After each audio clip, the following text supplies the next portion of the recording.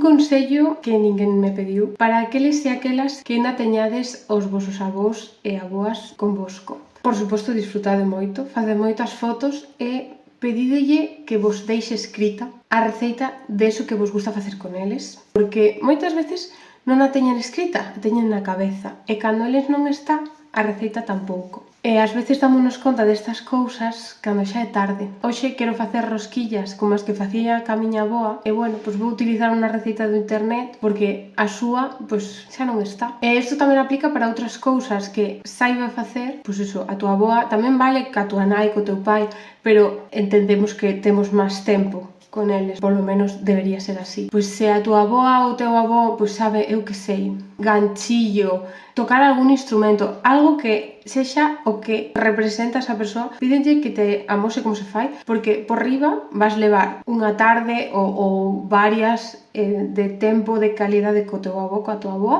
e ademais vas ter esa lembranza e vas aprender a facer algo que despois, cando esa persoa pois non estea, porque chegará en algún momento, pois vas a poder lembrarte de él ou dela cun sorriso na cara e vas poder disfrutar desas cousas que tanto te gustaba facer con esa persoa, inda que non estea.